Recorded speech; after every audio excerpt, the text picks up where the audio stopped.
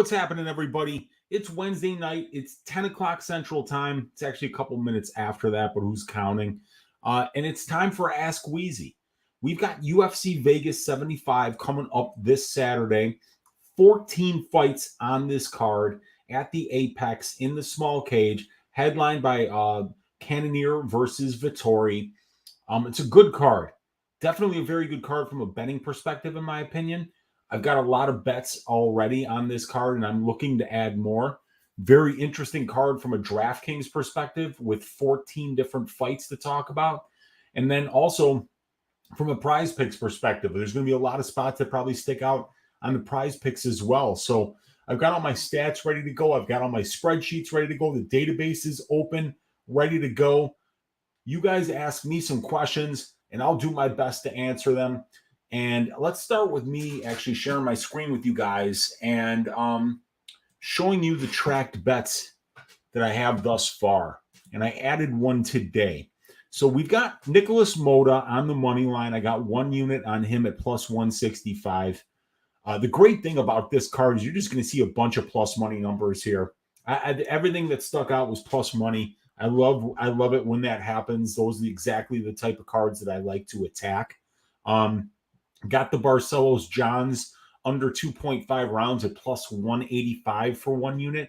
I got the Moda Torres under 1.5 rounds at minus 105 for 1.05 units. I've got the under 2.5 rounds in the Bleda Fernandez fight at plus 200 for 1 unit. I've got Cannonier by decision at plus 300 for a half unit. I've got Fernandez by knockout at plus 1,400 for 1/10 of a unit. And then today, I parlayed 2 money lines. It is Uncle Weezy's ass shaving of the week, Hani Barcelos to shave the ass of Miles Johns. That's a minus 215 money line. We're parlaying that with the Christian Leroy Duncan money line at minus 145 to give us a plus 148 for 1.5 units. I'm very high on Barcelos. I kind of feel like people are thinking that he's done because he lost to a future champion. It was a nasty knockout, but Hani Barcelos is a durable guy. I don't think he saw that shot coming. It knocked his lights out, but Miles Johns is a lot more predictable of a striker than Umar Nurmagomedov, and I think that Barcelos is going to cruise. And then when it comes to Christian Leroy Duncan, I think that this kid is absolutely special. You watch the tape on him, he's very well-rounded. You can't teach size and length, and he's got both in spades. He's got constant stance switching, really unorthodox and unusual, but yet explosive and powerful attacks. And his grappling game is extremely underrated, in my opinion. I think he's got a lot of different ways to win this fight against Petrosian. And so that leaves us with, 4.05, 5.55. So a little bit over 6 units. We're about 6.15 units in, I believe. So there's probably more that I'm going to add. That is a heavy card for me usually. I'm a pretty conservative bettor, as you guys know, and I don't really throw units around like crazy. But some weeks, you're just presented with more opportunities than you are in others, and there's just a lot more stuff sticking out this week. So I'm looking forward to adding some more and seeing what you guys think. I'm going to be adding on with a Carlos Hernandez money line bet around plus 110. It's available right now on DraftKings. I think there's been too much steam on Bondar. I think Bondar, it's definitely a show me spot for Bondar here. He's had to cancel his last 3 fights due to injuries and pulling out. He had hurt his arm really bad in the Malcolm Gordon fight, so there was some rehab to have to do with that. And the level of competition that this dude has fought is bottom of the barrel. So definitely like the Carlos Hernandez money line. So looking to add some of that. And in prize picks, I don't have much that I'm really loving yet. Maybe you guys can share some of the spots that you like. But fantasy score for Modestas Bukowska, 76.5. I like the under there. I think Teresa Bleda probably scores more than 76.5 points. I think that's a pretty good spot for her. I do like the Bondar under 74.5 fantasy score. I don't see him winning this fight, and I don't see him getting a lot of takedowns or landing a lot of significant strikes. I think Christian Leroy Duncan does score over 82.5, but that is a little bit risky. And then Arman Sarukian at 118.5 fantasy score. That's a very hard score to cover. And I know that he's a huge favorite here. And I know that they're probably got his win probability at about 90-95% on their algorithm, which is driving that fantasy score up. But, you have to have pretty much a flawless performance to score that many points. So that might be worth an under just based on the fact if you think Joaquin Silva can survive until the second round, that's going to put Saruki in a place where he needs to score like 50 fantasy points without the win bonus in order to get a win with a second round finish. So, yeah, it could be really interesting. But let's see what you guys are saying in the chat, because after all, this is Ask Weezy, and I'm here to answer your questions. So, if you got any questions for me, put it in the chat. I'll be happy to answer them. We got Eric Upperman in the room with a razor, with an ass. That is the ass shaving, ladies and gentlemen. Last week's ass shaving of the week. A plus money, plus 130 underdog in Charles Oliveira that I bet at plus 200 on the money line. Great cash, first round finish, exactly the way I thought it would go. And this week it's Hani Barcelo, so I'm looking to make it 2 in a row. And keep this ball rolling. So let's keep it going, you guys. We got Daz Files saying, "Oi, winter here. It's freeze balls." Man, Daz Files, it's gorgeous in Chicago today. Took the dog for a couple of long walks. Absolutely perfect outside. But I can sympathize, my man, because we have some nasty winters here in Chicago. So I know what it's like to be freezing ass. And I hope that summer comes soon enough for you guys. But I need to enjoy this summer right here in Chicago. We got Ice Viking saying, "Stack 'em, Weezy." What's up, Ice Viking? Good to see you hanging out in here. We got my guy Victor DeJesus is in the room saying, "Oi, yes." What's up, Weezy in chat? What's up, dude? Good to see you hanging out in here, man. Let me know if you got any questions for me today, Vic. Antonio Esparza saying, "Oi, what's up, Unc?" And Anthony W saying, "Oi, what's up, Unc?" Absolutely the exact same message that Antonio Esparza. So I will answer that question for both of you guys at the same time. What's up is like, I'm going to be on camera like 5 hours today. Did the DFS show on Pub Sports Radio at 6 p.m. Central Time for an hour. Did Stat Diggers on Pub Sports Radio for 2 hours between 7:15 and 9:15 Central Time. And now here it is, 10 o'clock Central Time for a couple of hours talking fights with you guys here on Ask Weezy. So that's what's up. We're talking fights, we're working hard, and we're ready to stack cashed tickets like flapjacks for this UFC Vegas 75 event. And Bootsy's fired up for it too, you guys. We got Kyle Kelly in the room asking, "Yo, Unc, let's shave the bookies' hairy ass Sunday. What's your most memorable bet parlay that you can remember?" Let's see.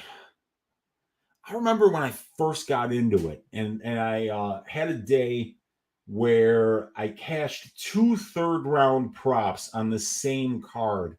It was Juliana Pena cashing with a third-round knockout or submission over Sarah McMahon at 1,400. And then it was Mahmoud Muradov scoring a third-round knockout. I think it might have been over Trevor Smith or somebody else.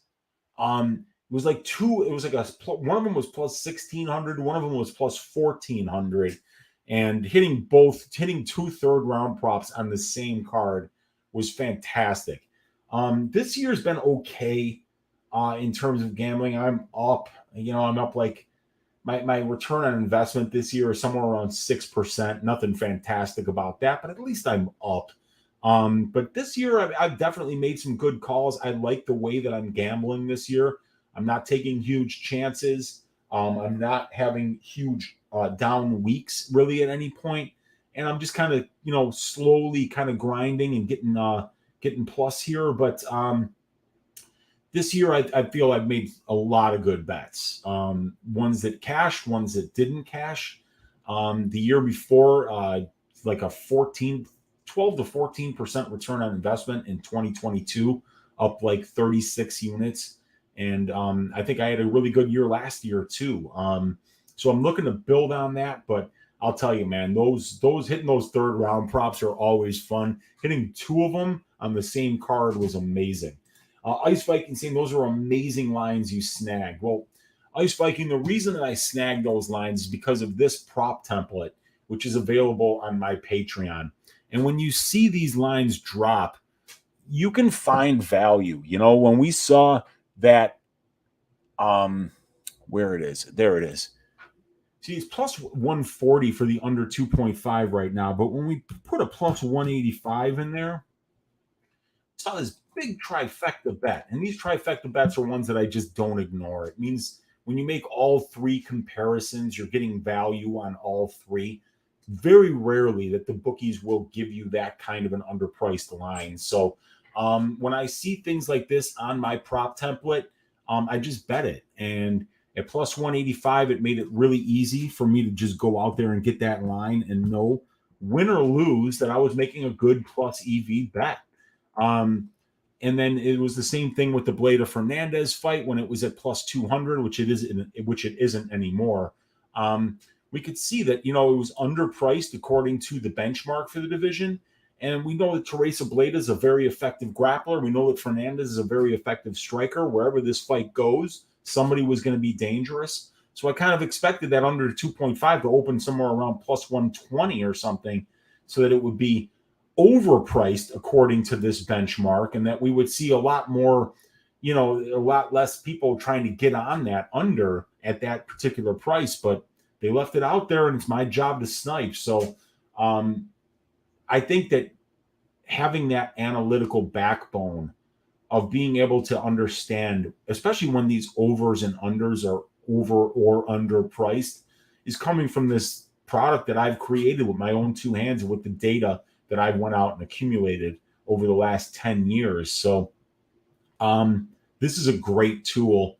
$20 a month for the prop template, and you get also the heat map advanced stats that compare the divisional averages to the fighters' totals to determine whether they're above or below average in pace, in accuracy, in strikes landed, strikes thrown, takedowns, control time, all that stuff.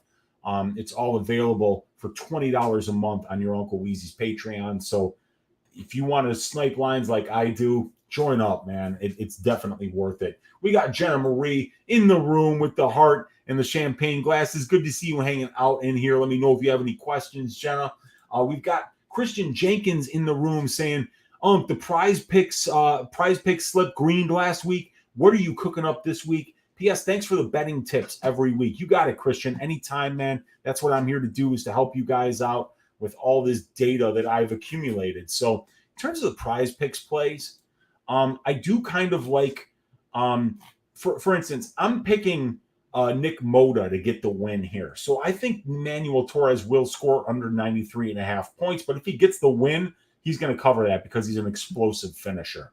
I like the Dennis Bondar under 74.5 fantasy score here. I think that that's a good one because I think that Hernandez is going to win this fight. And I think that if it goes to decision, it's going to be very difficult for Bondar to cover that score with the way that he fights. I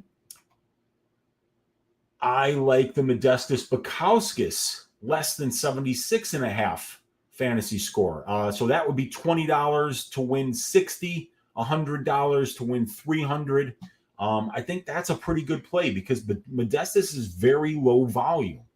He doesn't throw a lot of strikes. He doesn't wrestle much. And we've seen Zach Pauga just kind of hold dudes up against the cage and slow fights down. And if that's the case, this could be a greasy decision, but there's no way that a guy is low volume that doesn't wrestle at all like Modestas Bukauskas is going to rack up over 55 fantasy points over a 15-minute decision victory or loss. So I do see him scoring under 76.5. I see Bondar scoring under 74.5. And that's a good two-leg power play right there. Significant strikes. Is there anything that... Now, keep in mind, this is just me eyeing this. I'm not using any data here. But there's nothing sticking out there. Let's go to fight time in minutes. I mean, I think you can bet the under for the Alessandro Costa 8.5 minutes. I think that probably goes under.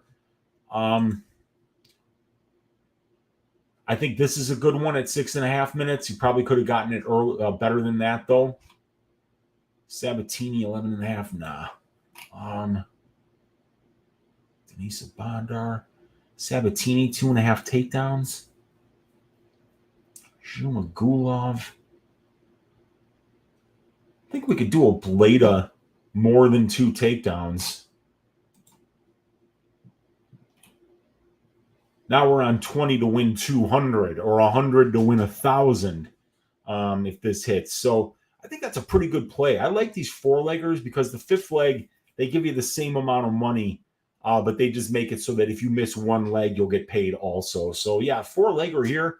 And I've got a free 6-pick entry. So maybe we can find a couple more here. Fantasy score.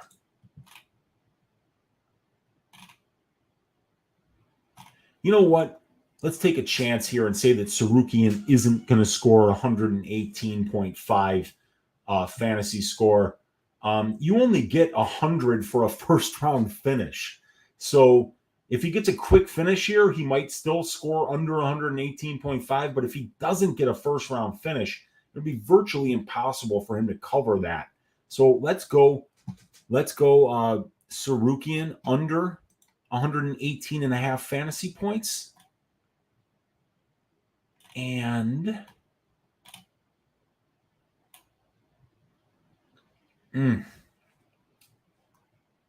Barcelos, Uncle Weezy's ass shaving of the week, more than 86.5 score. My free pick, six pick entry, so I can put in $0 to win 125. Barcelos, more than 86.5 fantasy score. Sarukian, less than 118.5 fantasy score. Bleda, more than 2 takedowns. Alessandro Costa, less than 8.5 time fight time. Modestas Bukauskas, below 76.5 fantasy score.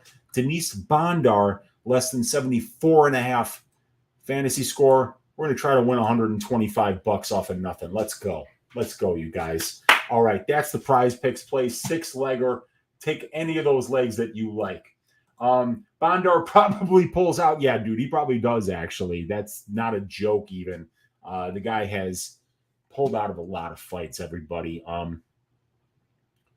Where is he? Bandar. Oh.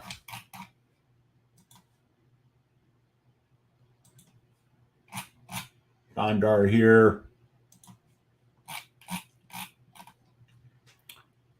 Ode Osborne on 225. Bandar withdrew. Malcolm Gordon, bouts rescheduled for 3 months later. Victor Rodriguez, Bandar injury.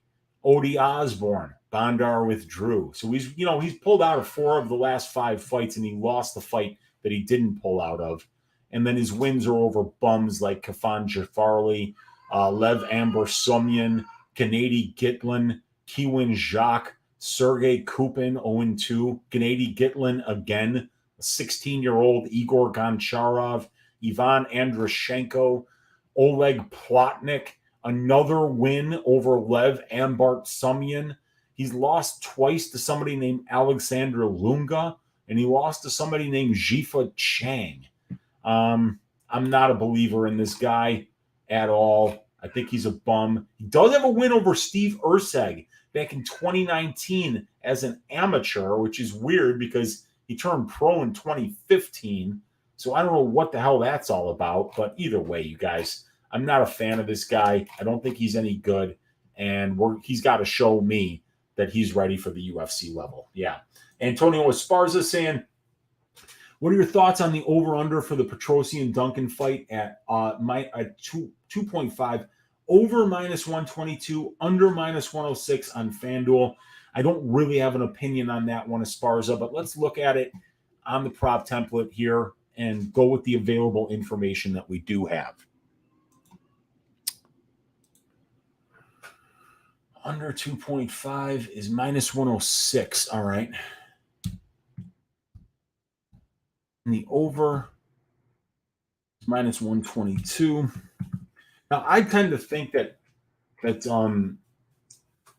Duncan finishes him, but Petrosian has been to decision in all 3 of his UFC fights.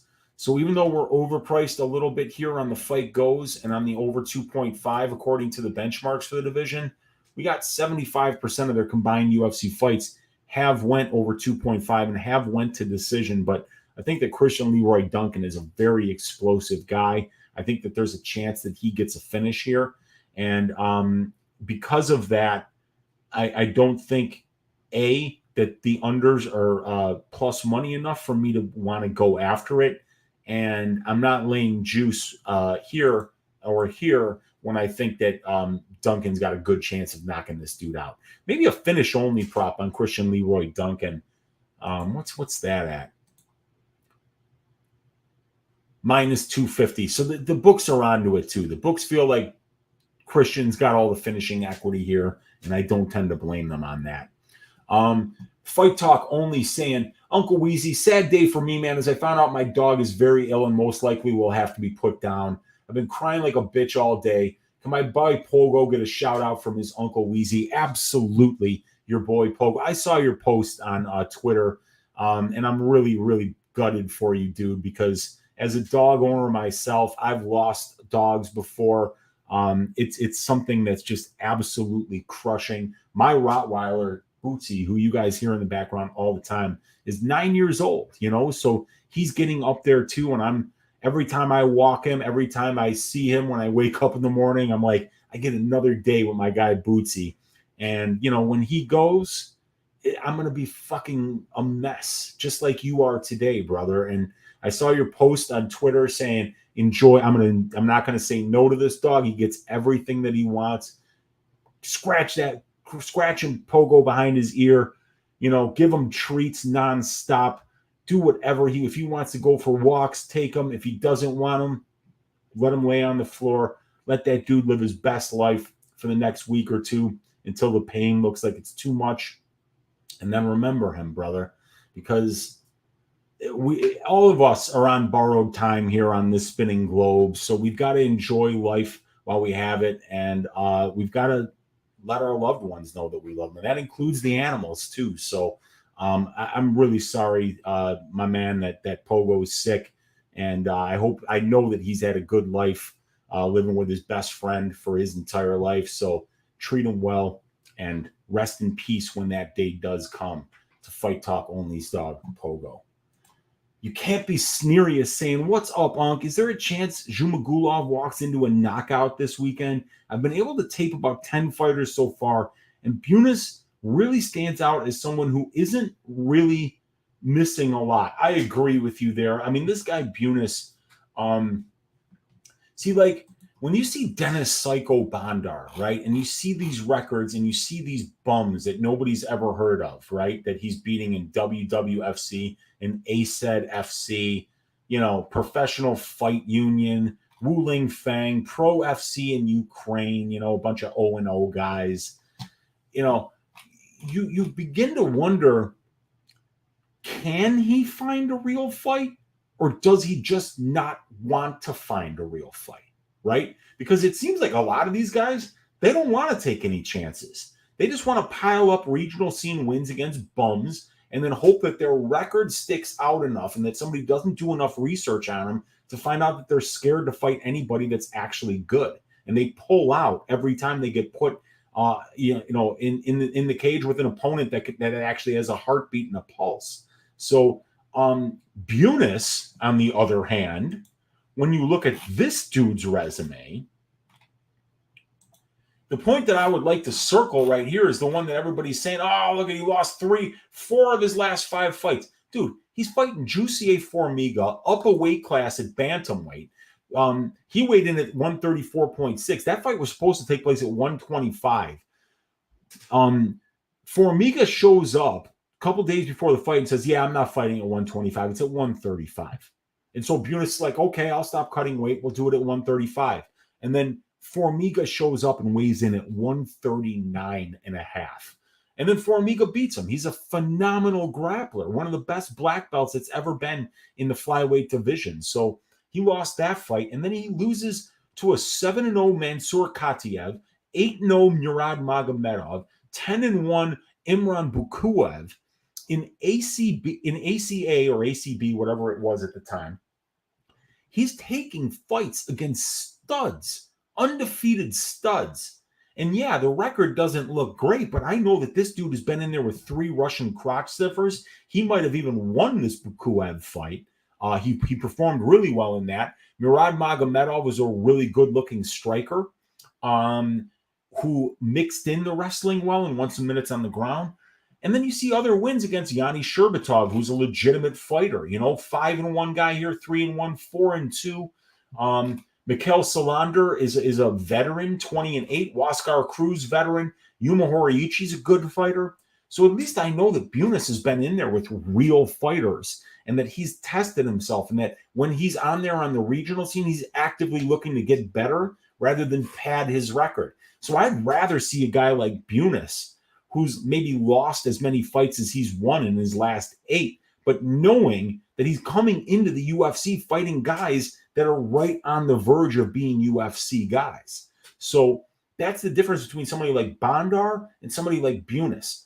Bondar did everything he could to not fight anybody with a pulse, and Bunis did the opposite of that. So I feel like Bunis is definitely live to win this fight. He's going to be dangerous when it's on the feet. He throws with reckless abandon because he doesn't care if you take him down. And while it's on the ground, this dude's stringing together submission attempts like crazy. He's very dangerous down there. So I like Bunis. I don't mind anybody taking the plus money shot on a guy like that. And what's wrong with doing that when you know that the judges hate Zhalgas anyway? So definitely think it's a solid spot for Bunis there. Anthony W., what's up, dude? Good to see you hanging out in here. Antonio Esparza saying, thoughts on the fight goes to decision at -156 for the... I like fight goes to decision at -156 for this. Yeah, it should be -200 or better. Vettori is as durable as it gets, and Vettori's not much of a finisher. So you can hit Vettori in the head with a shovel. We were just talking on Stat Diggers, Brady and I, about the Costa Vettori fight. There's a point in the 3rd round where Costa lands a flush head kick right on the, like, where Tommy Boy got hit with that 2x4 by David Spade in the film 2x, like, that's where he was like, it's not so much here, but right here that it hurts.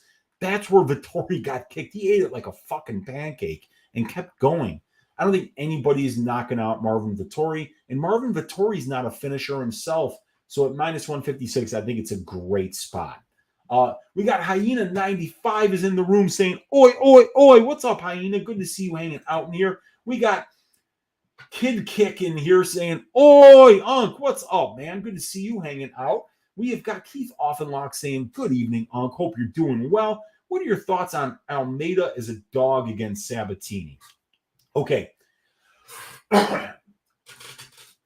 Almeida has got a 100% finish rate. Most of them by like 2/3 of them by knockout, 1/3 of them by submission. Pat Sabatini has got a chin problem. This dude gets chin checked on the regular.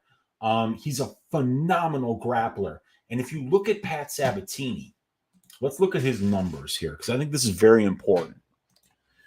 And I'm gonna bring your attention to the numbers over here on the grappling side. Pat Sabatini's 12 of 28 on his takedown attempts. He's getting them at almost a 43% clip. And these are the very important numbers. 60% control time for, 16% control time allowed. Pat Sabatini's fights are taking place up against the fence or on the mat over 75% of the time. So I feel like if Sabatini gets his way in this fight, he could win it by decision. He could get a ground and pound knockout. He could get a submission on the mat. But with a guy like Sabatini that we know is going to sell out for the grappling and that he's already in a 5-fight sample size, being in these control time positions for over 75% of the time, I feel like Sabatini's got to be the favorite to win this fight. And we're going to find out about Lucas Almeida's takedown defense and get up game at this level. And against a grappler, the pedigree and the talent of Pat Sabatini, that's something where it's like, I don't know if I want to bet the Almeida money line, but what about Almeida by KO, right? We've seen Sabatini get chin checked by Damon Jackson. We've seen him get dropped by Jamal Emmers. We've seen him get knocked out on the regional scene as well. So, and dropped several times on the regional scene. So why not take Lucas Almeida, who's really not going to win minutes here, you guys? Pat Sabatini is not going to voluntarily stand at striking range with this guy. So if you take Lucas Almeida by his best win condition, which is knockout, instead of the money line, see, like right here, the line on Almeida is plus 170, right? And at plus 170, that's a 37% implied probability. But if we go to winning method and we go down here to Lucas Almeida by knockout at plus 350, so it's 37% compared to 22%.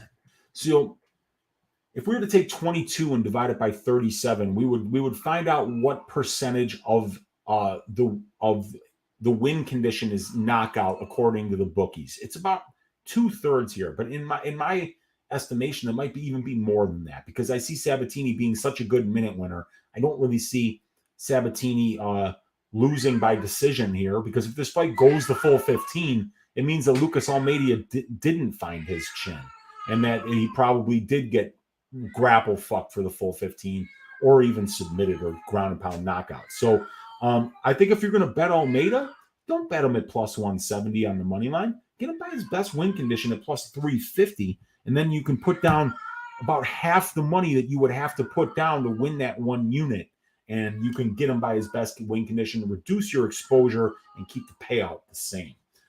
Victor is in the room, and he is saying, hey, Weezy, I'm looking to make a 3-leg parlay that consists of Barcelos' money line, Moda Loco under 2.5, and Duncan Petrosian over 1.5 that comes at plus 177. Personally, I think that hits. The only thing I would worry about is an early knockout there for Christian Duncan. Petrosian, in his only professional loss, was knocked out in the first round by an okay guy on the regional scene. So he has been chin checked. He has been put out before. And I think that Christian Leroy Duncan is very explosive. So, but you know that I love that Barcelos money line, and I parlayed that up with the Christian Leroy Duncan money line. And you know that I love that Moto Loco under 2.5. I think that's a fantastic spot. So the only one there, Vic, that would worry me is the Duncan Petrosian over 1.5. But like we said before, Petrosian invented a decision in all 3 of his UFC fights. And it's not like he's fighting, guys that can't finish or don't have good finishing equity. He's fighting studs. So, if Christian Leroy Duncan was to knock out Armin Petrosian, that would be quite a feather in his cap because Gregory Rodriguez couldn't do it. Caio Bahayo couldn't do it. And the most recent fight was against Dobson. And Dobson's got a ton of power too. So, very interesting fight. I think it does hit as well. But like I say, if there's one leg that fucking goes tits up, I bet it's that Duncan Petrosian over 1.5. Weezy, the big dog, says my guy Bob Spikerman's checking in from the Netherlands. What's up, Bob? Good to see you hanging out in here. The Golden Octagon in the room saying, oi, I caught my favorite uncle live tonight at a decent time. I shouted you out earlier on my pod, Weezy. In this economy, yeah, man. That's Lou Betya, who is putting out the Jamie Malarkey at minus 500 in this economy in caps. So I got to give credit to my guy Lou Betya there. But yeah, man, that's a great line, and I will keep using it for sure. Especially while this inflation is just kicking our asses, man. I've had enough of inflation, you guys. Bob Spikerman saying, am I crazy for thinking Moda by decision at plus 1,200 is live? His finish rate is not that high, and his volume is not that high either. Plus, Manuel Torres is Mexican, so probably has a good chin. And yeah, Torres has been finished in both of his losses, but he's never been knocked out. They were both leg locks that he got finished on. So Yeah, there's a possibility. See, the thing is, Bob, is we're missing information, right? Because Manuel Torres has 13 professional fights, and one of those fights got out of the first round. And that fight went all the way to decision. So, and it was against, I mean, like, I couldn't find tape on that fight. So I don't know how Torres's conditioning looked in the second and third rounds. Was his opponent just as tired as he was, and maybe it was just a really sloppy and greasy last 10 minutes of that fight, and that's why it didn't finish? I don't know. But plus 1200, I mean, you could put a tenth of a unit on that. You know, it's not like when you see lines that fat and your stylistic read is telling you in your head, yeah, there's a possibility here. There's nothing wrong with taking shots like that. The problem with me is that Moda hits hard, dude. So the guys that Moda's beaten that lasted to decision with him, they're very durable individuals. That dude Lowry on the Contender Series, you go back and watch that fight, you're going to be like, how the hell did he make it the full 15 minutes? Moda was landing on him, dude, and you could hear it. When he hits, it just sounds different. It sounds like bones are shaking. And Torres is a stud too. So I don't see that fight going over 1.5 rounds at all. But at plus 1200, as long as you promise to make it a very small bet, there's nothing wrong with taking a shot like that. And Bob is saying to Victor, I would say Vettori over 2.5 instead of the Petrosian over should be safer and almost minus 250. Yeah, dude, I like that a lot, man. And I think maybe Victor was putting this in there when I was putting together that DraftKings play, but we did it. Barcelos over 86 fantasy points. That's in there, man. So let's go.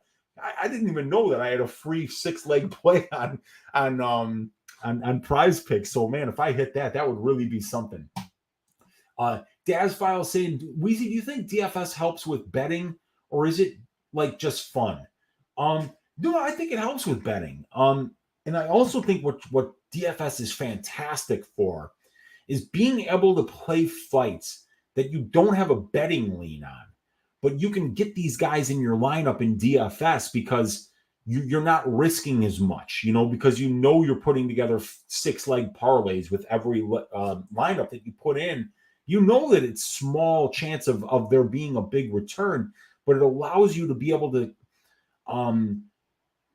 analyze fights a little bit deeper where you're not necessarily seeing a money line or a prop angle, but you can maybe see something in the salary that leads you to believe that somebody's under or overpriced according to where they should be priced. So I started doing DFS because when I first started, playing DFS, gambling was not legal here in Illinois, but DFS was. So if I wanted to bet money lines on fights, I couldn't do it. So I got into it doing DFS, and now I do a lot more gambling than I do DFS. But building this database of stats is giving me the necessary information to be able to add a DFS angle to the Patreon somewhere down the road when I actually have some time, when the UFC isn't putting 13 weeks of events back to back to back. When I've got some time, I'm going to start building some products that will help DFS players and Prize Picks players identify value in all of the lines. But I absolutely think it helps, and it's how I got my start. Victor saying, what's up to Bob? Very true. Thanks for the heads up. And we got Rousus in the room saying, oi, Weezy, how do you feel about the Bukowskis under 47.5 strikes and the Leroy Duncan over 55.5 strikes? Pauga should get some cage control time, and the Duncan fight should play out mostly on the feet. Okay. Let's start with talking about the Bukowskis fight. Okay. Bukowskis at range. Oh, my God. 3.33 distance strikes landed per minute, well below the average. It's 0.84 below the average for the division. So we know that the average is around, it's 4.17 or some shit like that, or 4.19 maybe. Either way, it's not very good. So if we're looking at Bukowskis under 47 and a half strikes. Even if the fight goes the full 15 minutes, at this pace, he covers that by this much. Here's the other thing. Zach Pauga is only absorbing 2.31 significant strikes at distance. So if Pauga and Modestas are both low volume, which is the case, they both throw less volume, as we can see here and here, than what the division does. Zach lands a little bit more volume, but Modestas lands less. So how do I feel about the under 47 and a half strikes? I feel it's a very good play. Very good play, because I think that even if it stays at distance for the full 15 minutes, it's like 50-50 whether it goes over. But if Pauga does what you think he's going to do, and he's going to maybe try to wrestle and try to get Bukowskis up against the cage and win the dirty boxing minutes, you're going to see a lot less strikes landed, and that it should easily cruise under there. The Christian Leroy Duncan over 55 and a half. I got a funny feeling Christian's going to knock this dude out. But it's just a feeling, right? But Christian is landing 6.47 distance strikes per minute. It's a very small sample size of only 1.24 minutes, so it really doesn't mean much. But it's well above average. The average for the division is a little bit over 4 significant strikes per minute. So at that pace, that puts you right about at 60, and we're getting 55 and a half here. But if he does land 6.5 distance strikes per minute and he keeps up that pace, you would only need this fight to go about 8 or 9 minutes to cover that number. So if your stylistic read is that Christian Duncan isn't going to knock out Armen Petrosyan here, I think he probably does cover that over 55 and a half. What I worry about is him landing a big knee in the first or second round and then putting himself into a situation where if he knocks him out, you're going to need at least 7 or 8 minutes to get those 56 strikes. So that's what I worry about there for the Christian Duncan over. Genova 7 saying respect on the DJ Mark Farina shout out recently. Yeah, dude, DJ Mark Farina, one of the best house DJs that's ever lived. He actually went to the same high school that I did, Maine South in Park Ridge, Illinois. Mark Farina is a graduate of that high school, as am I. My brother is 4 years older than me, and in his junior year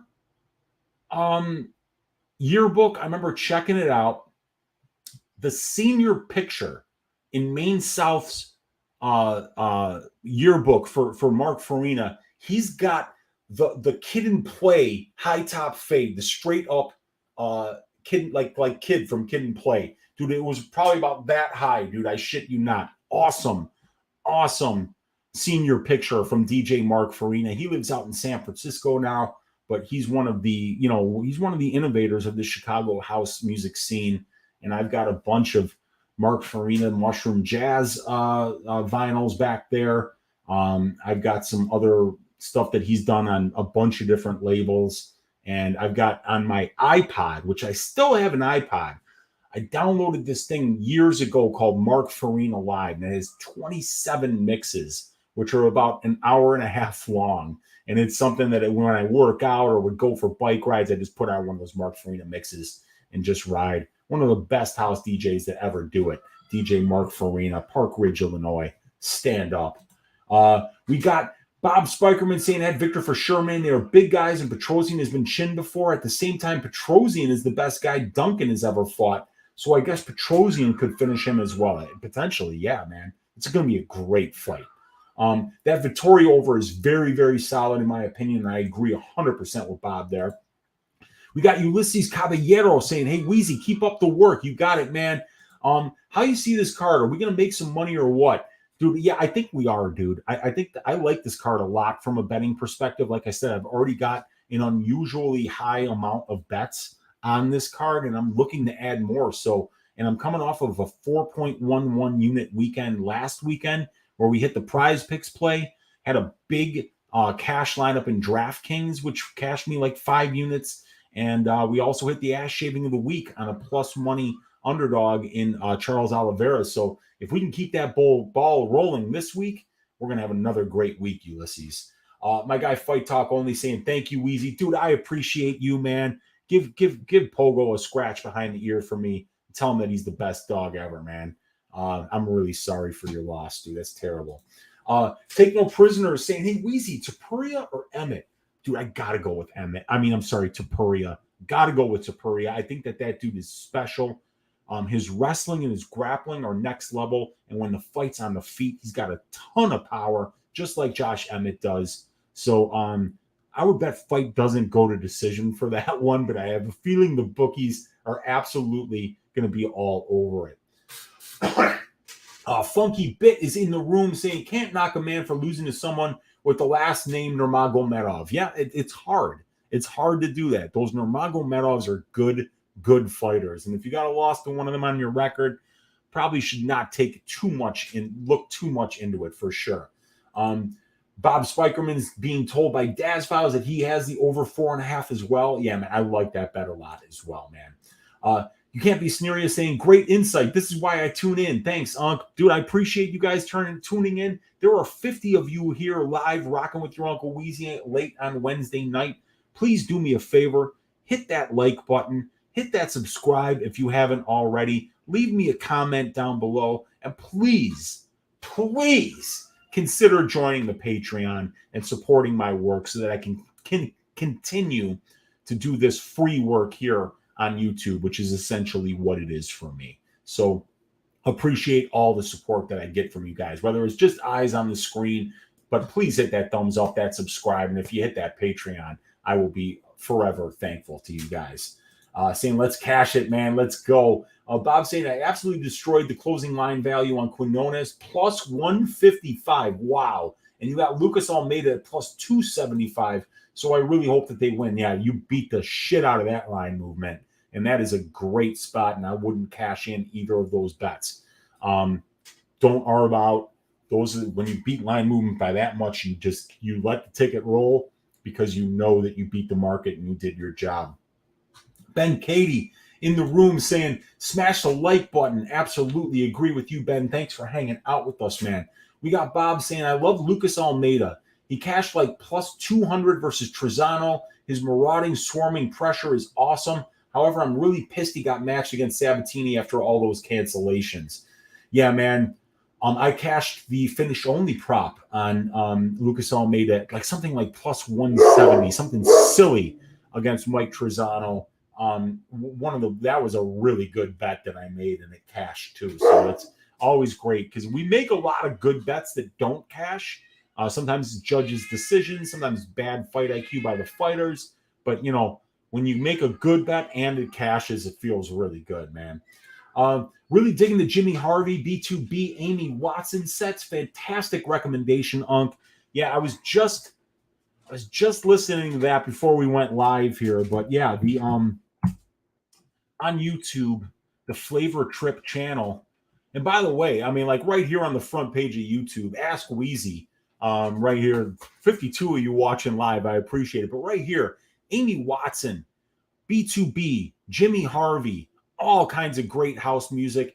They're nomads. They go all over Europe and they record live sets on their phone. And they always have multiple cameras in beautiful locales. They cook food while they're spinning great house grooves. And I know good house music, people. Believe me. I'm from Chicago. I'm a DJ. I've got a ton of vinyl behind me here. And when I give recommendations for house music, they are going to be good ones because I can do what they do. I just wish I had more time to do it. So, yeah, Flavor Trip on YouTube. Jimmy Harvey, Amy Watson, amazing DJs, great set selections, all kinds of stuff, good stuff there. And they've done a lot of mixes as well. I'm going to be joining their Patreon so that I can support their work because they do good work.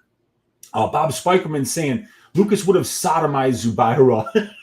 And I bet him big at huge dog odds. And I also bet him heavy to pulverize Hakeem Dawodu. I really like Lucas Almeida. And I think I'm going to do that finish-only prop on this one. Plus 110. I think I'm going to go back to that finish-only well on a guy in Almeida who has a 100% finish rate in his wins and who hits like a truck. So definitely liking that bet. My guy Kyle Marley in the room. What's up, Kyle? Saying keeping you busy this week. I'm busy every week, Kyle. You know how the grind never stops. My guy Kyle is working damn hard here too, trying to stack cash tickets like flapjacks, and the dude's been doing it a lot longer than I have. So big respect to Big Marley. Always love it when you're hanging out live with us here, brother. Let me know if you got any questions about this card. And I'm trying to get down to Indianapolis to see my brother so that we can hang out again. Go to that Cajun joint that you took me to, which was awesome.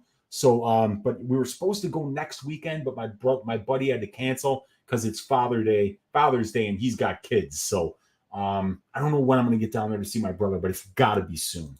Antonio Esparza saying, I thought you never bet parlays. What made you play one this week? No, I bet them, but here's why I talk shit about parlays.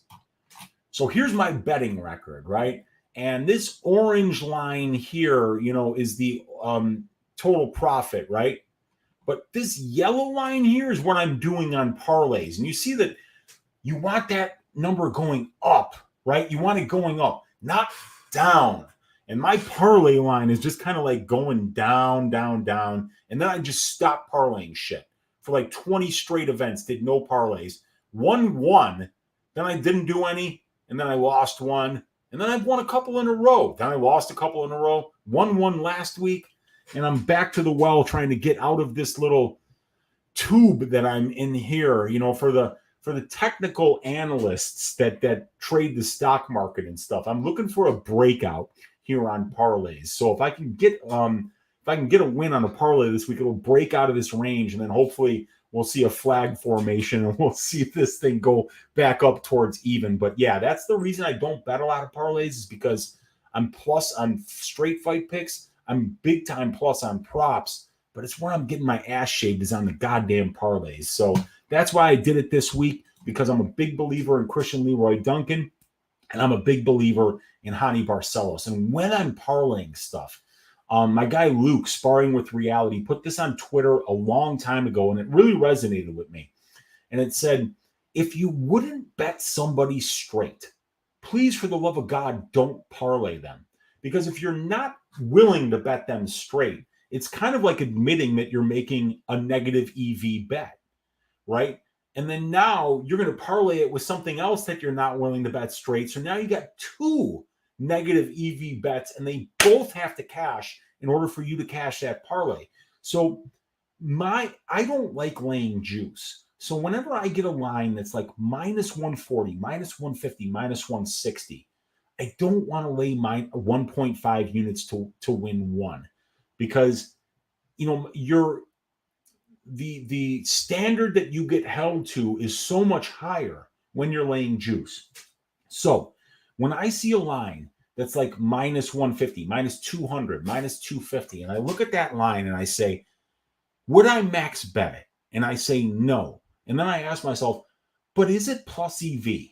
Like if they're giving me minus 200 on this bet, so that's a 66.6% implied probability. But if not necessarily by model, but just my head says this is about 75%. If I'm not willing to max bet it, then maybe I can find another plus EV bet, minus 150, minus 175, minus 200, to parlay it with to get me plus money. And I've been, I feel like I could maybe max bet that Barcelos line, but I'm just a little bit worried about the chin, because he did get knocked out violently by Umar in the last fight. And with Christian Leroy Duncan, I really think that he's better than Petrosian everywhere. He's younger, he's longer, he's got a really decorated amateur career. He's got the better grappling, the better size, the better takedowns, the better clinch game. He's better everywhere. But, we still need to find out more about him fighting this level of competition. But I can put them together, get a good plus money number, and I feel like I'm putting 2 plus EV bets together. So that's what I'm looking for when I parlay now, is something that I might be close to max betting, but I can't quite get there. But if I can find it to parlay with something that I wouldn't max bet either, but it was close, then I can put 2 of those things together, get a plus money number, and then really reduce my exposure to be able to win the same amount of money. We got Lauren Williams in the room. What is up, Lauren? Thank you for hanging out with us today. We have got Terry Mizzo saying, I swore off betting women's MMA, Weezy, at least for 2023. Yeah, dude, it happens, man. It seems like the losses that you take on women's MMA just hurt more. I don't know why that is, but it's just how it is. And it just makes it really easy for you to say at some point, damn it, I'm done with this shit. You know, like even sometimes you get the right bet. Like I had Andrea Lee at plus 200 versus Macy Barber. And you think you're going to cash the bet. And it's like, even when you make the right bet, it doesn't go your way. So yeah, man, I hear you, dude. Bob's saying, thanks for all the clarification, Weezy. Usually I would bet that under in the Moda fight blindly, but the fight doesn't go to decision minus 400. And we never even saw Torres get knocked out. We're just assuming his gas is back. Yeah, because we're missing that information. So we kind of have to assume it. But yeah, you're absolutely right. We don't know. And that's why I bet the Moda money line. Because what does Torres look like after round one? We don't know. But in round one, Moda's got power, Torres has got power, and they both can shut your lights off. So if I don't know how Torres looks after round two, but I do know how Moda looks after round two, I shouldn't be getting plus 160 on Moda. But I did. And because they hung that, I had to bet it. And Bob is picking Moda to win, as am I. Victor De Jesus saying, hey, Weezy, you think your favorite fighter will land more than 2 takedowns? He usually lands tons of them. But how do you think he'll do in this fight? Bondar, that is. Yeah, so Bondar probably is going to try to take him down, right? I mean, Bondar's a grappler. Most of his fights get finished by submission. And we've seen Christian Hernandez taken down in the UFC. Let's get the actual numbers, though. So Hernandez, he's been taken on 3 of 8 times. He's allowing 21% control time and about 62.5% takedown defense, which is just about average for the division. Bondar getting more than, I could see it happening. I could definitely see it happening. I think Bondar probably gets 1 for sure. Because I don't think Bondar is just going to stand and strike with Hernandez. I think Hernandez is a much better striker than Bondar is. So, yeah, I think it's a decent chance, but more than 2, I wouldn't bet it. I wouldn't do that prize picks play. I wouldn't bet Bondar under 2 takedowns or over 2 takedowns. I don't like that line.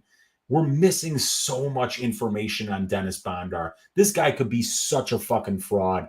And we'll find out on Saturday. I promise you. We're going to find out. And I got a funny feeling Hernandez is going to go out there and finish this dude, make it look easy. And then everybody's going to be like, wow, Weezy was right. Because if he doesn't, everyone's going to be like, fuck you, Weezy. You called him a fraud. And he styled on Carlos Hernandez. And then I'm going to look like an asshole. But that's what we do, man. When we're trying to predict things in advance, sometimes we look like we got a crystal ball. And sometimes we look like we don't know what the hell we're talking about. Like my guy, Smooth Jimmy Apollo says, right?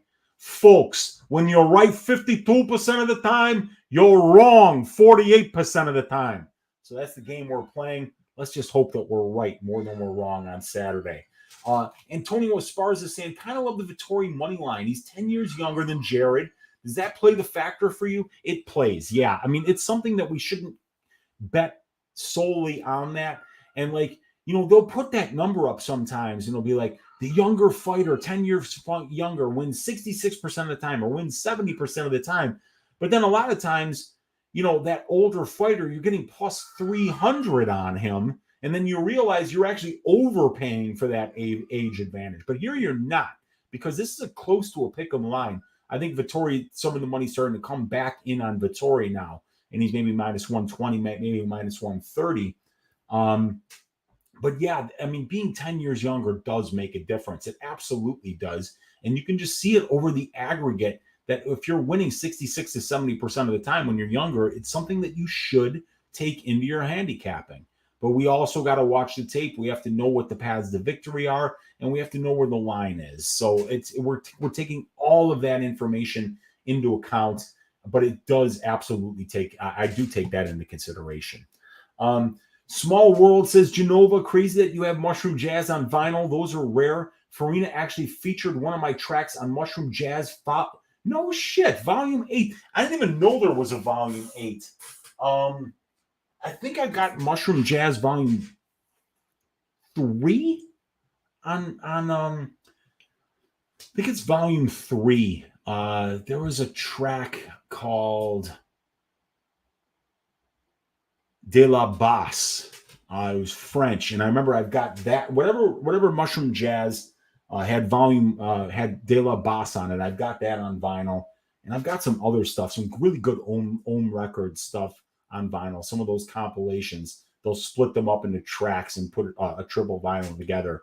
But what was the name of the track that you released, Genova, on Mushroom Jazz Volume 8? How do I feel about that 33.5 significant strikes for Sabatini on Prize Picks? I think less is what he's saying. All right. Well, let's see what he averages. Because I think you're thinking the same way that I think, Vic, is that we're looking for unders in significant strike totals when we think that the fight's going to take place in grappling positions more than it takes place at distance striking range. And the reason for that, let me see if I have my Prize Picks template up here for you guys. I do not, but I can open it up. So I'll do this. 2023. Let's see. Prize. Like the Prize Picks analytics. This is something that I've been working on here, you guys. And I've taken all the fights for every division. This is women's strawweight, right? And it goes from the very first women's strawweight fight ever, Claudia Gadelha versus Tina Latamaki, all the way down to the most recent strawweight fight, which is Elise Reed versus Jin Yu Fry on the 3rd of June. Now, we've got all the stats here, and we add them up. And we can find out what the averages are. And we can kind of just zoom in on this here. Let me get that. So we know that the average stats right here at distance, ladies are landing 5.05 distance strikes per minute, but in the clinch and in the control time positions, it's about half that, 2.65. So we always know that we can count on there being less significant strikes landed when we're in those control time positions. And guess what? Project Pat Sabatini is spending 77% of his fights in control time positions. He lands 1.14 clinch and ground strikes per minute, but he lands 3.42 distance strikes per minute. So we know that those times that he's in control time positions, like if he spent 10 minutes in control time positions in this fight and he was just at his averages, he would get about 11 significant strikes landed in the clinch, and he would get about 15 significant strikes landed at distance. It would get you about 26 significant strikes over a 15-minute period. So if Pat keeps fighting at in these control time positions, I think he probably does end up with less than 33.5 significant strikes. And then you also have to add in there, Vic, the fact that we got to worry about Pat getting knocked out, don't we? Because Lucas hits like a truck, Pat's chinny. So, I don't know if I'd play that less than 33.5 significant strikes, because if it does play out at distance for an extended period of time and Pat's actually landing some strikes, it could get over that number fairly quick. But stylistically, I think I do like that as an under. Salikov Dalby over -2.5, -190. Did I pay too much? Parlay with Maine over 2.5. I don't think you paid too much, because I would bet that over myself. I mean, I just think stylistically it looks pretty good. It opened around -180. Nah, man, you didn't pay too much. Dalby's been over 2.5 rounds 9 out of 10 times. The one time that he wasn't, it was when he fought Jesse Ronson, and Ronson was hopped up on goofballs. Salikov has only been over 2.5 rounds 3 out of 8 times, but Dalby's not a finisher, and Dalby doesn't get finished. So that would be a play on the durability of Dalby and the non-finishing equity that Dalby has. -180, you're overpaying about 10%, maybe 11%, according to the benchmark, but you're underpaying here. And I think because it's a Dalby fight, we can count on it going over. I don't think you overpaid for that at all. At plus 111, that feels like a good bet. Yeah, same parlay, says Bob. And then also, Costa said at 27.5 significant strikes. You think he'll get that far? I mean, the problem when you're betting those unders is, I mean, like, you can land 28 significant strikes in one round, you know? So, I think that fight does take place in control time positions a lot of the time. Costa is very low volume. So I think it probably does go under, you know, because we probably don't get more than 7 or 8 minutes of that fight. So I think he probably doesn't get that far, but I'm not running to the window for that one either, Vic. Took Dalby over 1.5. Can't trust Salikov's cardio. Parlay with Vettori over 2.5 minus 120. That's not bad, dude. Might do a dual overs upward ladder between those two fights. There you go. We got Creep in the room saying going to Vegas this weekend, trying to put the few good bets in this weekend. Yeah, man. Well, look at Creep. You know what I've already done. I already showed you guys my bets for this week. They're all right here. You know, take a look at them. You're going to be able to find some spots this week, man. Bob saying, okay, sounds good, man, for sure. I have a bad feeling this is the last time we're going to see Zhalgas and his 7 wives in the UFC. Thoughts on the Bunis money line? I would rather play the Bunis money line than I would play the Zhalgas money line. It's really risky to lay minus 170 on Zhalgas, knowing that he doesn't get any love from the judges, that he doesn't have a lot of finishing equity at this point, and that a guy like Bunis is pretty well tested. Bob's saying, I sort of like the overs in the Lawrence and Pauga fights, but I don't trust their chins. Yeah, same with me. I was looking at minus 155 for the Bukowskis over, but Zach Pauga's chin scared me because that would have had to have been a big bet. I don't do 1.5 units to win 1. I want to do 5 units to win 3 if I think that the minus 150 is underpriced. And it's kind of underpriced, but, you know, anybody could check Pauga's chin, in my opinion. So I don't want to count on either one of those guys to go over 2.5 because I don't think either one of them are particularly durable. I think 6 combined losses for those guys as professionals, and I think 5 of them are inside the distance. So it's like I just couldn't take the over there. Parlayed the shit out of Barcelos and also bet the plus 185 in the under 2.5. I parlayed Barcelos and I hit that plus 185 in the under 2.5 as well, Bob. Great calls, man. Tailing you guys. D-Gen problems. Let's go, man. And we got Bob saying he should really be able to handle Johns. He's so low volume level. Absolutely. Yeah. And Johns just looks to land that one big shot. And ring a ding ding. Take no prisoners with the $20 donation. Keeping the lights on here in the studio. 5 hours on camera today, you guys. Finally got a donation. Truly appreciate you. Take no prisoners. Thank you so much for donating to the show. It means a lot. I'm working hard today, so it's good to have somebody show some appreciation and drop some money there in the chat. Thank you so much, man. Let me know if you have any questions. I already finished the pot of coffee that I made before Stat Diggers tonight, and now I've got 1 tequila beverage here, and I'm out of tequila. So this will be it for the night for me. So I'm going to take a sip of it. And let's talk to Bob Spikerman's Weezy, my man. Petrosian is live, and he is so good with his volume and good level of competition. I had to bet Petrosian here at about plus 150. Nothing wrong with getting plus money on Petrosian. He's a very good kickboxer. I think he's going to get the fight that he wants. What my eyes are telling me is that this Christian Leroy Duncan is special, very special. And we're going to find out. But I parlayed Christian Leroy Duncan's money line at minus 145.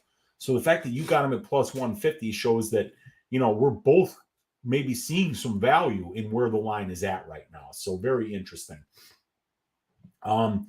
Ice Viking saying I had that Andrea Lee bet. Yeah, that one hurt, man, because like I didn't get to see the fight, but I called Brady and I'm like, dude, what happened in the Andrea Lee fight? It was a split decision. He goes, man, I thought you won all 3 rounds. I was like, and at plus 200, man, that hurts. That hurt. That would have been a big swing. Let's see. Bob Spikerman saying contemplating Hernandez money line as well. Already bet the under 2.5 at plus 165. I couldn't resist those odds after seeing Bondar's record. Yeah, I can't believe that I haven't got on the under 2.5 or the Hernandez money line yet, but there was still steam coming in on Bondar, but I think maybe that's stopped now. So I think I'm going to have to pull the trigger on Hernandez, and I think I'm either going to take the fight doesn't go or the under 2.5 as well. I agree with you, Bob. Genova saying, yeah, you have Mushroom Jazz 3 then. Love all of them. My track is called You Dig. All right, I'll have to check that one out on Mushroom Jazz 8. That's badass, Genova. Like I say, man, Mark Farina, one of my favorites of all time. And it's not just house. It's that down tempo and the acid jazz and the trip hop that he mixes together in the Mushroom Jazz mixes that makes him so versatile and so talented. Yeah, and shout out Project Pat, my man. 3-6 Mafia, yeah. And we got Brandon Targak saying, respect the attention to detail. Easily made a new fan. I appreciate you, Brandon. Thanks for the kind words, man. Yeah, attention to detail is something that I do. I've passed 3 actuarial exams. I've got a degree in statistics. So I do take this, UFC statistics thing seriously. And I'm really trying to work the data science into it and try to give more and more good information to people and bring more and more people onto the Patreon so that I can do this full time. So I appreciate you guys. Subhuman Gaucho is in the room saying, hola, Weezy. What's up, dude? We got Creep saying, thank you, Weezy. You're the man. You got it, man. I'm here to help. We got Matt W saying, I took a small parlay on Pauga, Felipe Bunis, and Lucas Almeida. Yeah, 3+ money shots. You probably got a big plus money number on that parlay. And I think all of those underdogs are live. I would rather bet the Pauga money line than the Bukauskas money line. I would rather bet the Bunis money line than the Zhumagulov money line. And I would rather bet the Almeida money line rather than the Project Pat money line. Let's go, says Bob. Let's cash that one. It says the victor. Gotta love Weezy and hit chat. Best of luck to all you guys. Absolutely. We got serious questions. Starbucks or Dunkin' Donuts? Oh, God. So, Antonio, dude, I don't drink either of their coffee. I'm a coffee snob. I make my own at home. I get my beans from a place called Sputnik here on the south side of Chicago. They send me a 10-pound bag of coffee beans every 3 months or so, and I put those in the big jar, grind them up every morning. Black coffee. I take my coffee like I take my metal, black. And I don't drink Starbucks, only in a pinch, like on a road trip or some shit when I don't have my coffee maker with me. I would probably, oh God, Starbucks makes me sick, dude. And Dunkin' Donuts is okay. When it comes to coffee, if you made me, I would probably go Starbucks, but with very little enthusiasm. Hey, Weezy, we know you all and the pizza expert in the room. So if I go to one pizza spot in Chicago this weekend, where should I go? I mean, if you're looking for deep dish, Victor, go to Lou Malnati's. That's the easiest one there. And if you're looking for thin crust, I like Pequod's thin crust pizza. And so you're going to be hanging out with like Johnny K and Blood Money. And I think those cats are Southsiders. So they might turn you on to like Beggar's Pizza or some of the other Southside joints that I really don't know because I'm a Northsider. But my suggestion to you, Victor, would be if you're here with Pat and Cody and Johnny, ask them what they think because they're going to lead you to the right direction, whether you want that thin crust or whether you want the deep dish. But if you're going deep dish, you got to go Lou Malnati's, brother. It's the best. And I used to work there. Absolutely fantastic deep dish pizza. Rouse is saying, what is your reasoning for betting Cannonier by decision other than the big plus money number? The reason is that when I bet the Cannonier by decision prop at plus 300, Cannonier was minus 110 and Vettori was minus 110. So minus 110 is about a 50% implied probability. Plus 300 is a 25% implied probability. So what I was doing was just trusting the markets where they were at when the market is saying that Cannonier's got a 50% chance and Vettori's got a 50% chance. But when you hang a plus 300 number for me, you're telling me that Jared Cannonier has finishing equity, right? But he doesn't. Nobody's finishing Marvin Vettori. If Vettori gets finished on Saturday by Cannonier, it'll be the first time in his entire career that he's been finished. Then go back and look at the guys Vettori's been fighting. You know, if Adesanya didn't finish him in 8 rounds of action, you know, if Robert Whittaker didn't finish him, if all the other studs, Paulo Costa, one of the best finishers in the UFC, if none of these guys finished him, I don't think that Cannonier's finishing him. So really, it's just an inefficiency in the market. I'm agnostic when it comes to who's going to win the fight. I'm all about the number, Rousis. And the number told me that the bookies thought that Jared Cannonier has finishing equity. I don't think he has finishing equity here. So this was just a mispriced line, which is now priced at plus 200. So I got it at plus 300, which is a 25% implied probability. Now it's a 33% implied probability. So I've beaten that market move by 8%. So I've done my job. But on the stylistic side, I could see Jared Cannonier stopping the takedowns of Marvin Vettori. And if Vettori's out there trying to take down Jared and Jared won't let him, that's going to look bad. And I think that Jared will be landing the heavier shots on the feet because he's got a lot more power than Marvin Vettori. Jared Cannonier's takedown defense in the UFC is somewhere around 63%, but as a middleweight, it's 80%. He's stuffed 16 of 20 takedowns in the middleweight division. So I kind of feel like this fight is going to play out close. I agreed with the money line being about a 50-50, and I feel like it easily cruises over 4.5 rounds. And if it does that, I'm getting a big-time plus EV bet on Cannonier by decision at plus 300. Bob's saying, of course, different style, but I max bet Kyle versus Petrosian and almost shit my pants. Petrosian is so good. To be real purely on damage, Petrosian could have won that. But Kyle control was just too much. Yeah, and we don't have to worry about Christian Leroy Duncan pulling a Kyle Bahayo here and like just blanketing him for 10 minutes. So, I mean, I totally get it. You know, I'm laying juice because I think that this dude Duncan is special and then he's going to show out. But I could be absolutely wrong about that. Wait, Jimmy Flick only has 2 UFC? What the fuck? What? Only 2 UFC fights, you mean? Yeah, he's only got 2 UFC fights. If that's what you're saying. Oh, that's the advanced stats. Here it is. Yeah, Flick has got 2 fights. He's 1-1. He beat Cody Durden and he lost to Charles Johnson. And then he had the Nate Smith fight on Dana White Contender Series. UFC fights. Yeah. He only has 2 UFC fights. That's correct.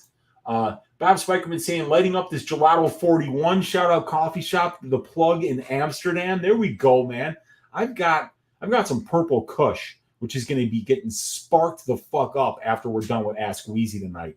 And I'm going to be sparking up, celebrating the donations that my guy Take No Prisoners gave me, and my guy Low T City Ortega with the donation. Ring a ding ding. Appreciate you, Weezy. He says, looking ahead next week, I snagged Magny early minus 135 versus Rowe. Also Jenkins plus 140 versus Emmers. So I saw Magny on Bovada.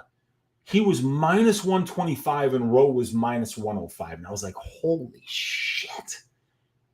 I was like, I could max bet Magny at that price, I think. And I DM'd Brady and I was like, what would you think if I told you Magny was minus 125 against Phil Rowe minus 105? This was a line on Bovada, so I couldn't hit it. And Brady said, I like Rowe. I think I would take Rowe there. I was like, holy shit, you take Rowe? Man, I think Neil Magny, every time that Neil Magny gets a step down in competition, he styles on dudes. And yeah, Phil Rowe is a step down from Shavkat Rakhmonov and Jeff Neal and these studs that Magny's been in there with. So, yeah, man, I like Magny at minus 135. I just think that's a levels thing. I think that's a huge show-me spot for Phil Rowe. Phil's got nice power in his hands, but we haven't seen much else from Phil in the cage other than that power. and he's kind of easy to control on the cage, man. I think Magny's just gonna get inside that massive reach of Rowe and just hug him, hold him up against the cage, take him down a few times, wear him out. I really like Magny. And then Jenkins, I'm high on Jenkins, right? He's a very good fighter. Emmers, on the other hand, if Emmers could just get his shit together, I think that guy's ceiling is very high. And if he could stop making dumb mistakes and dumb decisions in the cage, I feel like, he's a good fighter. So that's a very good test for Jenkins. But you're getting the plus money side here. And Jenkins just seems to be a lot better schooled. He seems to be a lot more calm. He makes much better decisions in the cage. And when Santino DeFranco said it, he said a lot of what he tells his fighters is the best fighter doesn't always win. It's the first guy to make the mistake that usually loses. And I mean, like, that sums up Jamal Emmers' fights perfectly, because Jamal Emmers is probably the better fighter. He's more athletic. He's taller. He's longer. He's more experienced than Jack Jenkins. He's got a really nice stand-up, too. And we know that Jamal Emmers has got a college wrestling background, so that dude can actually get fights to the ground when he needs to get them there. But if you're asking me who makes the first mistake, Jack Jenkins or Emmers, I'm saying Emmers makes the first mistake. So being on the plus money side, I like that. And I really like that you gave me a $14 donation, Low T Ortega. Thank you so much for the donation. It makes it so much easier for me to do this. So I appreciate you, man. Can you look at the early lines for next week and see what you like? I was just looking at that here. So it's going to be the UFC on ABC card, I believe. Yeah, Macy Barber versus Amanda Hebas. I like Barber at plus 160. I think Amanda probably wins the fight, but Barber gets gifted decisions on the regular. So I wouldn't be laying juice on anybody against Macy Barber, because she doesn't even have to win the fight to get her arm raised. Okay, Cedricus Dumas at plus 185 versus Soriano at minus 220. Wow, talk about recency bias, right? Wasn't Dumas just a gigantic favorite in his UFC debut? I would take Dumas at plus 185 because, I mean, he didn't have a good debut. But guys, I don't think Punahele Soriano is any good. He's got a rock for a left hand, and if he lands that left hand, you're fucked. But if he doesn't, the guy's never won a minute in his career. He's a stud wrestler who doesn't wrestle. He's got a judo black belt, but he doesn't get hip tosses.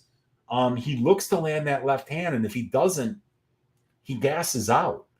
So I think Dumas is decent. I would rather take Dumas at plus 185 because, I mean, I think both of these guys are dangerous. That doesn't make much sense to me.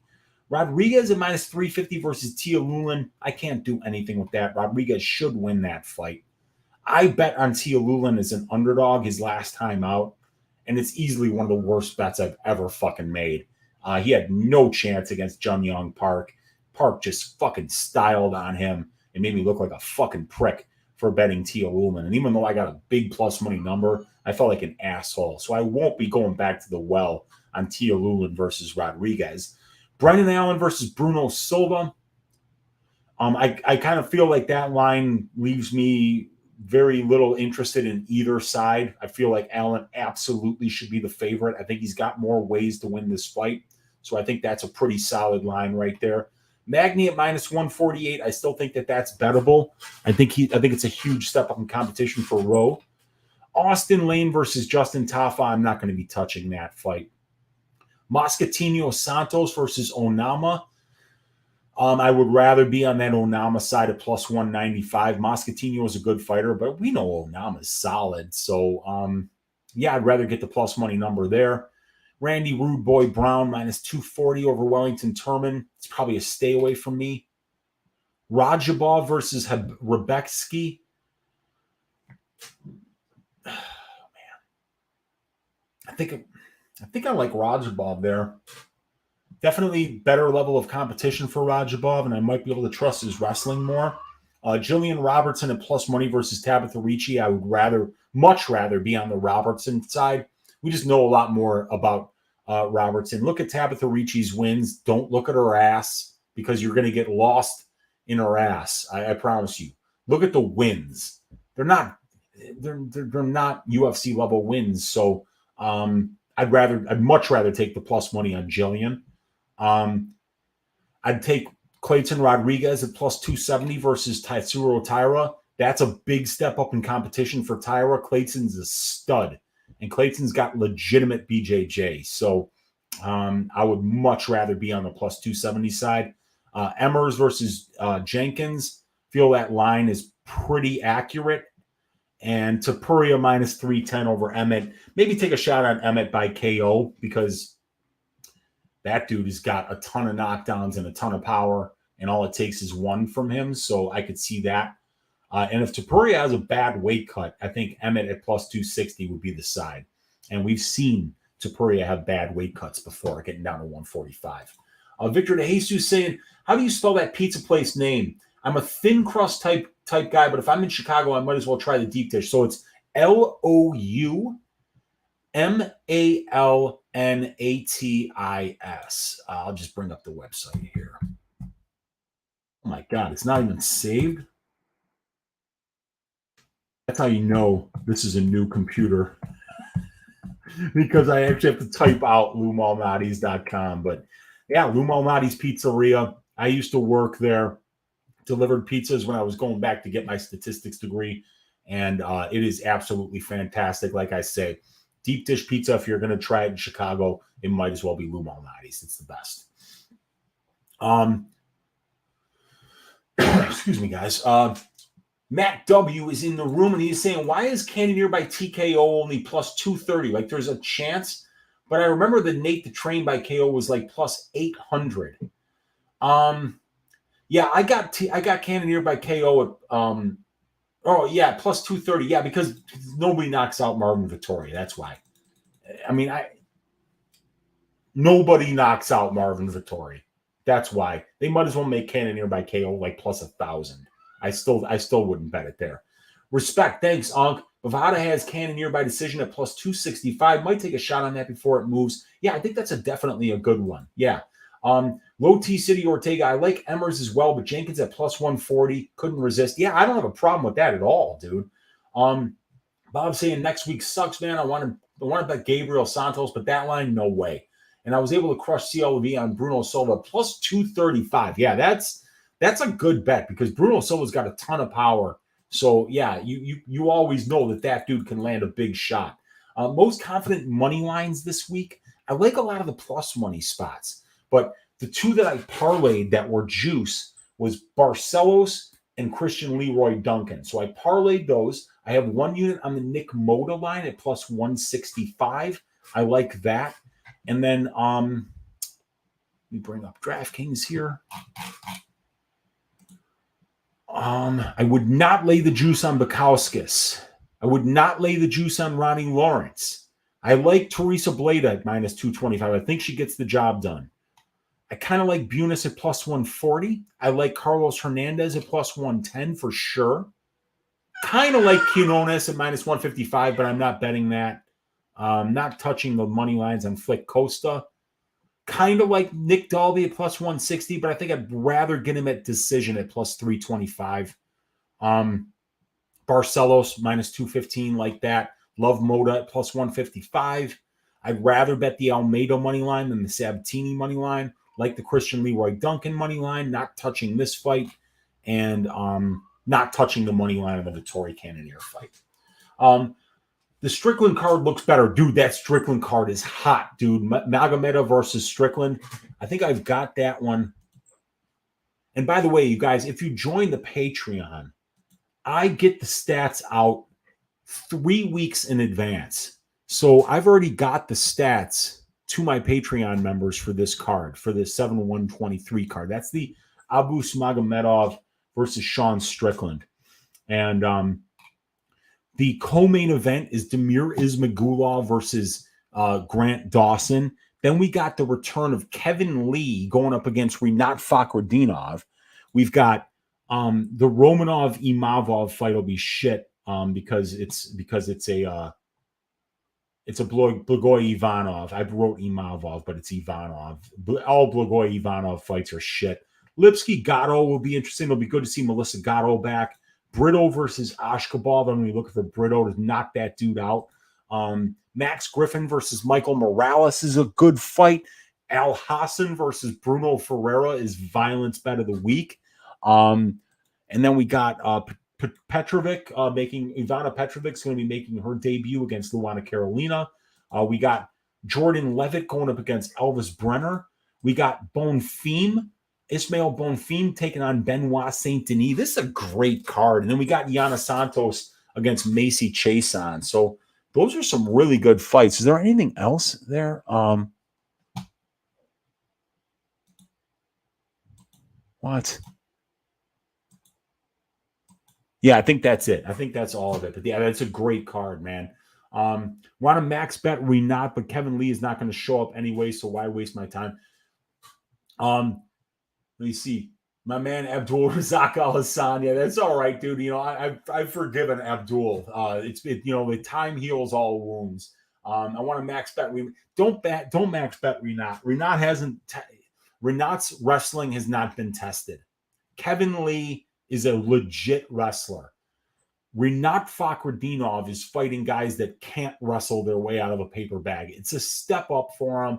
I would not lay juice on Rinat Fakhretdinov. He's not going to be the better striker. He is less experienced, and he's fought the much, much, much worse brand of competition. Kevin Lee might be done, but Kevin Lee's still only like 30 years old. So I would not max bet Rinat Fakhretdinov. Whitaker times Bobby Green, lock of the year. Turner maybe too. Yeah. Whitaker's next matchup looks like an easy win. I forgot who Bobby Green's fighting, but it's an easy win. And then Jalen Turner. I'm always ready to bet Jalen Turner. Strickland versus Abus, 5-round main event. Weirdest fight this year. Yeah, I don't think anybody was picking up the phone to fight Abus Magomedov. So when you have a problem with the phone getting picked up, you call either Chris Curtis or Sean Strickland, and they got Strickland. Since Aljo versus O'Malley is finalized, what are your thoughts on the early line? Aljo minus 295, Sean plus 220. I would bet Aljo for sure, but I wouldn't lay that kind of juice on him for sure. I think the UFC wants Sean to be champion, and if that's what they want, they'll find a way to make it happen. Jared is now showing plus money. Okay. We got Mind Your Own. The money's coming back in on Vettori. I'm not surprised about that. Mind Your Own saying Abus second round take TKO. Yeah, dude, Abus is a stud, man. And we got my guy TMNX Trash saying thank you, Unc. Thank you guys. 39 of you still hanging out in here. It's time for me to eat dinner. I've been on camera like 5 hours today, so I've got to get some food delivered here. The cat sounds like she needs some food. So I am going to turn off this camera. I'm going to get some sleep. I'm going to get some food in my belly. It's been a very long week. We did the Die Hard MMA podcast on Monday. We did Probability on Monday. We did Just the Tip with Uncle Weezy on Tuesday. We did the DFS show today. We did Stat Diggers today. We did Ask Weezy today. Something like 10 hours I've been on camera over the last 3 days, so I am checking out for the rest of this week. And I will see you guys on Friday. I won't be checking out for the rest of the week. I'm going to give you a dirty, a greasy 4-leg parlay here on my site, and then I'll be on the watch along for Pub Sports Radio. But we got Bob saying that he bet Clayton at plus 350. I love that. Absolutely love that. Don't count out Kevin Lee, not Gregor Gillespie heading to the bleachers. You're goddamn right. Now, I'm not counting out Kevin Lee. If he shows up ready to fight, I think he out-wrestles Rinat Fakhretdinov and wins. What's for dinner, Unc? Something that's still open. It's 11:40 here in Chicago, so there's probably not going to be a lot of options, but I'm probably going to have to get something delivered. Night Unc in chat says, Antonio, that cat is loud, Matt. It's loud. Appreciate the grind. Appreciate you guys for hanging out. Have a good night, Weezy. Great show as always. Mind your own, that was a long time in a weight class, and the USADA suspension to go. Renat is a huge welterweight, and the dude is so sticky, man. Terry saying, thanks for the great night, Weezy, you the man. Thanks for everything, Weezy, says Bob. Thank you, guys. Hit that thumbs up. Hit that subscribe. Leave me a comment down below. Please consider joining the Patreon and help me continue to do this work for you guys. I appreciate each and every one of you. Let's stack cashed tickets like flapjacks for UFC Vegas 75. And I'll see you right back here on Uncle Weezy's YouTube channel on Friday after the weigh-ins for the greasy 4-leg parlay. We've cashed 2 out of the last 3, so I'm looking to make it 3 out of the last 4. So thank you guys for your attention. Thank you for hanging out, and we will talk to you guys on Friday. Good night.